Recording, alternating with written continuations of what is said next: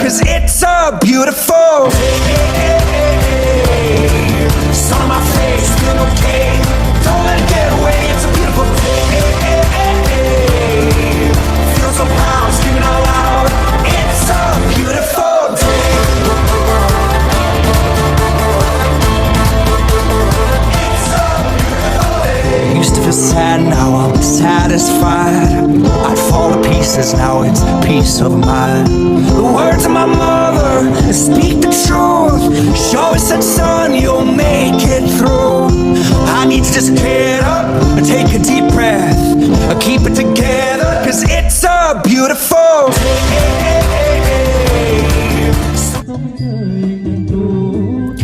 មកប្លុកហ្នឹងលយជាងគេក្នុងចំណោមប្លុកទាំងអស់ហើយមានណាពួកអីមេធីមវាយសិតតែហមរងយកតែហ្មងនេះបាត់ឆាក់កម្មវិធីភ្លាមបានផ្លេតធ្វើដំណើរអស់ចិត្តមួយកណ្ដាប់ថ្ងៃឥឡូវនេះយើងមកដល់ Supermarket នៅភ្នំខ្នងផ្សារនិយាយលេអ្នកគ្នាទៅដល់ភ្នំខ្នងផ្សារប៉ុន្តែមុនដល់ហ្នឹងគឺមាន Supermarket មួយដែលយើងអាចចូលបានអញ្ចឹងមានតែកាហ្វេតដោះគោនំនេកអីគ្រប់បែបយ៉ាងអញ្ចឹងមុនឡើងភ្នំយើងដាក់មកពេញកាបូបសិនណាតែនេះគឺក្រុមដែលទៅខ្លួនចាម្នាក់មកវ៉ាលីម្នាក់មកវ៉ាលីហើយអ្នកដែលមានល្បិនលើយើងអាចដាក់នឹងសហគមន៍ទៅឲ្យគាត់ដឹកទៅឲ្យហើយនេះកាមេរ៉ាមែន assistant កាមេរ៉ាមែនទៀតយើងនឹងឡើងទៅក្នុងខ្នងផ្សារទាំងអស់គ្នានេះគឺជាលើកទី2ហើយដែលខ្ញុំបានឡើងភ្នំខ្ពស់នៅក្នុងប្រទេសកម្ពុជាចឹងទី1ខ្ញុំឡើងភ្នំហរ៉ាល់ហើយខ្ញុំឡើងភ្នំខ្នងផ្សារហើយខ្ញុំមកជើងហ្នឹងគឺខ្ញុំមកជាមួយនឹងក្រុមរបស់ចិត្រាគាត់ដឹកនាំភ្ញៀវទេសចរជាតិយើងហ្នឹងក្នុងក្នុងផ្សារហើយហ្នឹងឯងបទពិសោធន៍រៀងជូរចត់តិចដែរអ្នកនរគ្នាចាំមើលវីដេអូដល់ចប់ទៅធានាថានឹងជូរចត់បែបណាមុនដំបូងគឺសើចតែក្រោយមកគឺវេទនាប៉ុន្តែសុបាយឈៀលសាហាវអ្នកនរគ្នានិយាយមែនខ្ញុំដែរមកដល់កន្លែងដែលមានកន្លែងឈៀលអញ្ចឹងណាគេថាអូបរិយាកាសប៉ាអីហ្នឹងគឺអែមហ្មងហើយឥឡូវនេះយើងជិះគោយន្តមកដល់នឹងជើងភ្នំហើយគឺជាកន្លែងដែលយើងត្រូវឈប់ហូបបាយបែងចែកអីវ៉ាន់យកទឹកយកអីអញ្ចឹងយើងនឹងឈប់នៅកន្លែងហ្នឹងបន្ទាប់មកយើងត្រៀមវ៉ាលីដាក់ទឹកហូបបាយឆ្អែតឬក៏សល់បាយដាក់ក្នុងវ៉ាលីទៀតមកហើយយើងនឹងបន្តដំណើរដើរនៅក្នុងព្រៃហ្នឹងយើងដើររយៈពេលយូរដែរអ្នកនរគ្នាខ្ញុំអត់ចាំម៉ោងទេប៉ុន្តែខ្ទង់3ម៉ោងអីប្រហែលជា3ម៉ោងហ្នឹងឯងយើងដើរលឿនដើរយឺតអញ្ចឹងណាចឹងខ្ញុំដើរហ្នឹងសាច់ដើរដូចជាខ្ទង់3ម៉ោងជាង7-4ម៉ោងតាមខ្ញុំចាំហ្នឹងឯងសន្តានព្រៃនៅភ្នំខ្នងផ្សារស្តៀងគ្នាទៅនឹងអូរ៉ាល់ដែរអត់សូវខុសគ្នាប៉ុន្តែអូរ៉ាល់រៀងនេះជាងអ្នកនរគ្នាអូរ៉ាល់រៀងសុបទ្រប់ជាងចឹងថាព្រៃនៅអូរ៉ាល់រៀងច្រើនជាងហើយវាសម្បូរជីវៈចម្រុះច្រើនជាងខ្នងផ្សារនេះតាមបទពិសោធន៍ខ្ញុំបានឡើងភ្នំ2នឹងរួចហើយដើមឈើមួយនេះគឺជាកន្លែង spot គេហៅ spot check មួយដែលល្បីដែរនៅលើក្នុងខ្នងផ្សារគឺដើមឈើនឹងធំតាអញ្ចឹងយើងមកយើងសម្រាប់នៅនឹងតែខ្ញុំឆ្លាតមុននឹងមកខ្ញុំចូលកន្លែងកាហ្វេហ្នឹងហើយខ្ញុំពេញតែគាត់ឆ្មាអ្នកនរគ្នាអូលះសាហាវ power up លឿនមែនទែនកន្លែងហ្នឹងណាអញ្ចឹងខ្ញុំ recommend អ្នកនរគ្នាបើសិនណាទៅឡើងភ្នំឬដើរព្រៃអីដែលថាមានលក្ខណៈហត់នឿយអញ្ចឹងអ្នកនរគ្នាអាចច្រកតែគាត់ឆ្មាមកកំប៉ុងទៅហើយសុំយករសជាតិជូរផ្អែមលះអញ្ចឹងនៅពេលដែលយើងហត់យើងគ្រាន់តែដាក់ចេបវាចូលក្នុងកគឺអូកម្លាំងមកព្រឹសមែនអ្នកនរគ្នាខ្ញុំបាក់បៀកន្លែងហ្នឹងតែខ្ញុំដាក់តែគាត់ឆ្មាទៅអូលះសាហាវអ្នកនរគ្នាឆ្ងាញ់លេខ1ខ្ញុំ recommend អញ្ចឹងទៅព្រៃទៅអីកុំភ្លេចណាបន្ទាប់ពីដាក់តែគាត់ឆ្មាហើយយើងក៏បន្តដំណើរដើរបន្តទៀតហើយនៅក្នុងព្រៃហ្នឹងហើយយើងមានធីមមកជាមួយគ្នាច្រើនដែរប៉ុន្តែអ្នកខ្លះដើរមុនអ្នកខ្លះដើរក្រោយអញ្ចឹងទៅយើងរៀងដាច់ស្រ័យគ្នាខ្លះដែរប៉ុន្តែអត់បញ្ហាទេមានសមត្ថភាពនៅតាមផ្លូវទាំងអស់គ្នាអញ្ចឹងអត់មានបញ្ហាអីទាំងអស់គឺអូខេបើយើងដើរម្នាក់ឯងក៏អត់បញ្ហាក្នុងការបើអីវិញព្រៃវិញអីអត់មានទេអ្នកគ្នាព្រោះមានអ្នកនៅមុខមានអ្នកនៅក្រោយហើយគេអត់បោះបង់យើងចោលទេអ្នកណាគេជួបយើងក៏គេជួយយើងដែរបើសិនយើងមានបញ្ហាមានអីគឺគេជួយយើងទាំងអស់គ្នាហ្មងអត់បញ្ហាទេហើយគិតទៅមួយទ្រីបហ្នឹងគឺសុបាយដែររសជាតិថ្មីលើទឹកដីថ្មីជាមួយនឹងមិត្តភ័ក្តិថ្មីបើនិយាយពីសន្តានផ្លូវនៅលើភ្នំខ្នងផ្សារមិនសូវជាខុសគ្នាជាមួយភ្នំអូរ៉ាល់ទេប៉ុន្តែគាត់ថាភ្ន ភ្នំខ្នងផ្សាររៀងស្រួលជាងដោយសារភ្នំខ្នងផ្សារអត់សូវចោតទេប៉ុន្តែភ្នំឱរ៉ាល់ចោតជាងឆ្ងាយអញ្ចឹងណាហើយដំណើរផ្លូវមានថានៅលើផ្លូវហ្នឹងក៏ស្រួលជាងដែរដោយសារអត់សូវមានថ្មច្រើនទេប៉ុន្តែភ្នំឱរ៉ាល់ខុសគ្នាភ្នំឱរ៉ាល់ថ្មច្រើនហើយចោតទៀតអញ្ចឹងទៅយើងពិបាកក្នុងការដើរឬក៏យើងដើរអត់បានលឿនទេអ្នកគ្នាគឺដើរយឺតបើសិនជាយើងជាអ្នកដើរព្រៃដំបងគឺពិបាកបន្តិចហើយសម្រាប់អ្នកដែលដំបងអញ្ចឹងដោយសារទី1គឺចោតខ្លាំងទី2គាត់អត់មានបទពិសោធន៍ដើរព្រៃទេគឺគាត់ដើរបានលឿនអញ្ចឹងគាត់ដើរសម្រាកអញ្ចឹងណាប៉ុន្តែខ្ញុំអត់បញ្ហាទេដោយសារខ្ញុំដើរអរ៉ាល់បានម្ដងហើយអញ្ចឹងទៅខ្ញុំមានបទពិសោធន៍ខ្លះហើយឥឡូវនេះយើងមកដល់វគ្គបែកកង់អញ្ចឹងធីមខ្ញុំមួយគាត់បែកកង់ដែរដោយសារគាត់រមូលកពើប៉ុន្តែសមាជិកក្រុមទាំងអស់គឺជួយគ្នាទៅវិញទៅមកជួយរិតជួយទាញជួយអីចឹងរហូតដល់គាត់ដែលបានឈប់មើលកពើឡើងវិញហើយខ្ញុំឃើញតែពេលដែលគេរមូលកពើអញ្ចឹងយើងសម្រាប់ដែរទៅហើយយើងដាក់ power up មួយទៀតអញ្ចឹងខ្ញុំញ៉ាំឈូកូឡេតមិញហ្នឹងគឺខ្ញុំរីកមិនខាងមែនទេអ្នកនរគ្នាពេលទៅព្រៃទៅណាក៏ដោយយើងមានអារម្មណ៍ថាអស់កម្លាំងនឿយហត់ខ្លាំងយើងដាក់ឈូកូឡេតមួយដុំហ្នឹងទៅគឺមានកម្លាំងមកវិញហើយឈូកូឡេតប្រភេទហ្នឹងគឺគេមានលក់រាយដែរគេមានលក់ជាប្រភេទកញ្ចប់ដុំកញ្ចប់3ដុំកញ្ចប់6ដុំឬក៏2 10ដុំណាយើងអាចទិញញ៉ាំបានហើយឆ្លមកគឺយើងដល់ផ្នែកលំបាកផ្នែកដែលលំបាកជាងគេនៅក្នុងផ្សារហ្នឹងគឺកន្លែងហ្នឹងឯងគឺកន្លែងដែលយើងតោងខ្សែពួរគឺស្តៀងគ្នាទៅនឹងភ្នំឱរ៉ាល់ប៉ុន្តែដូចខ្ញុំនិយាយខាងដើមអញ្ចឹងគឺវាអត់សូវជាចោតហ្មងទេវាចោតដែរប៉ុន្តែវាអត់ដូចនឹងឱរ៉ាល់ទេណាបើឱរ៉ាល់ចោតជាងនឹងទៀតអ្នកនរគ្នាអញ្ចឹងវគ្គហ្នឹងគឺយើងត្រូវឆ្លងខ្សែពួរហ្នឹងហើយយើងត្រូវឆ្លងម្ដងម្នាក់ព្រោះអីខ្លាចថាកែងលោអ្នកមុខល្អិលអីចឹងមកគឺទៅអ្នកក្រោយអញ្ចឹងណាអញ្ចឹងយើងត្រូវឆ្លងម្នាក់ម្ដងហើយខ្ញុំឲ្យ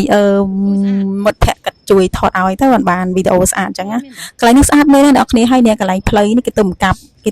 ធ្វើឲ្យមានចដើអញ្ចឹងណាមានជំហានសំទោមានកម្មដើម្បីយើងស្រួលដើរហើយបើនិយាយពីជីវៈចម្រុះនៅភ្នំខ្នងផ្សារហ្នឹងឯងមានតិចតួចដែរតែពិតមានច្រើនតែខ្ញុំអត់បានថតអញ្ចឹងណាតែស្អាតណាស់អ្នកនរគ្នាពេលចូលទៅដល់ឡើងបៃតងហ្មងណាបៃតងខៀវខ្ចីហើយឡើង fresh អូយពេលចូលទៅដល់ជឿនតែចូលដល់ជាយកន្លែងហ្នឹងគឺជាយហើយគឺមានអារម្មណ៍ថាអូបានធូរមកកម្រិតហើយព្រោះយើងជិតដល់ទីតាំងហើយឥឡូវនេះយើងបានមកដល់ទីតាំងដែលកំពុងតែល្បីដូចគ្នានោះគឺហាងគុយទាវចាគុយទាវស៊ុបនិងមីស៊ុបចាមិនអន់ទេចាក្នុងផ្សារក៏មានគុយទាវស៊ុបដែរចង់មីចង់គុយទាវណារសជាតិឆ្ងាញ់មិនចាញ់ខាងក្រោមទេគឺឆ្ងាញ់ហើយនៅខាងលើនេះរឿងតិចបន្តិចណាអ្នកនរគ្នាមកដល់កន្លែងហ្នឹងគឺរឿងតិចបន្តិចហើយព្រួយមេចាប់ផ្ដើមធ្លាក់ខ្យល់លហៀមកដំណើរម្នាក់មានអារម្មណ៍ថាដូចអស់កម្លាំងដល់ហើយនេះតែមិនអស់មិនអ្នកនរគ្នាតាំងពីថ្ងៃត្រង់រហូតដល់ម៉ោង7:05អ្នកនរគ្នាមកដល់លើកំពូលនេះម៉ោង7:05ចឹងចិត្តល្ងាចមែនទេដើរឆ្ងល់ក្នុងចិត្តថាចេះចំពួកយើងអត់ដែរស្គាល់គ្នាសោះហើយចេះមកដើរលេងជុំគ្នាអញ្ចឹងកើតដែរមែនអូសេចក្តីសុខនៅពេលនេះគឺថាអូគ្មានអ្វីវាផ្ទឹមបានទេអ្នកគ្នាសួរថា10ឆ្នាំមានបានដងនេះ10ឆ្នាំមានបានដងម្នាក់ខំតស៊ូពុះពៀនេះដើម្បីតែ challenge ខ្លួនឯងព្រោះចង់តែសមត្ថភាពខ្លួនឯងថាយ៉ាងហោចណាស់យើងបានសាកល្បងនៅរឿងសំខាន់តិចតួចឬក៏ច្រើននៅក្នុងជីវិតយើងឲ្យបានម្ដងអញ្ចឹងម្នាក់ពិតជាសប្បាយរីកខ្លាំងមែនទេអ្នកនរគ្នាខំចំណាយកម្លាំងចិត្តកម្លាំងកាយឥឡូវនេះយើងបានមកដល់ហើយយេអ្នកនរគ្នាទេសភាពស្អាតដូចផ្ទាំងគំនូរអញ្ចឹងគ្មានអ្វីព្រៀបផ្ទឹមបានទេ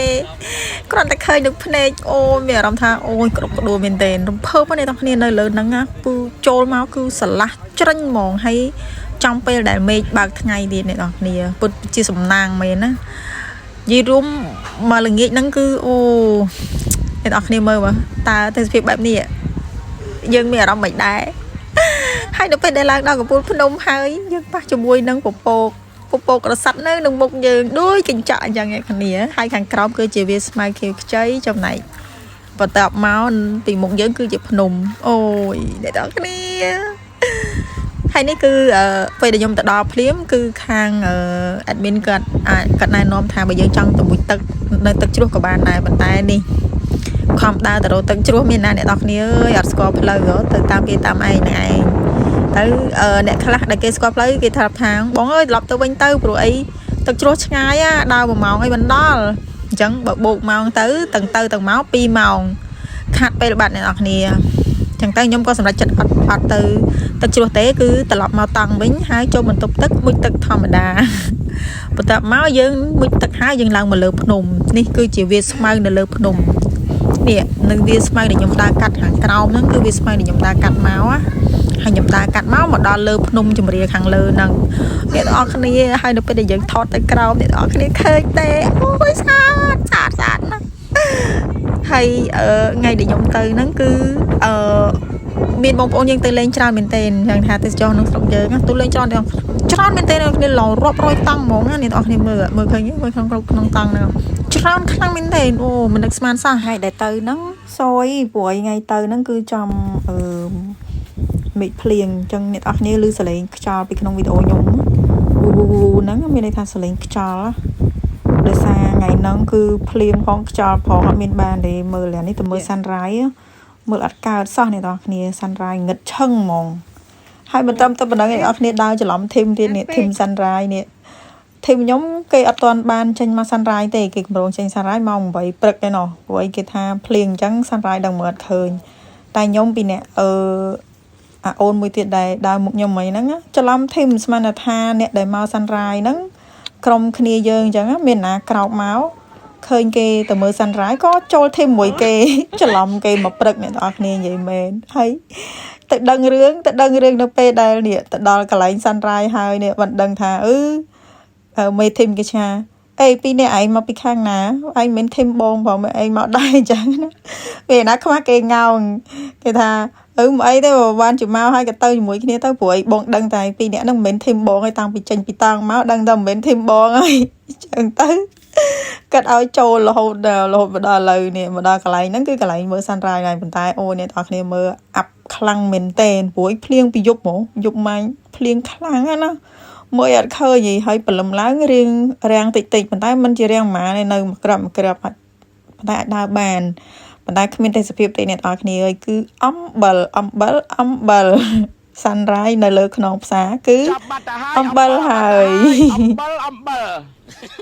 បងប្អូនយើងគឺអំបិលបាត់ទៅហើយចាប់បាត់ទៅ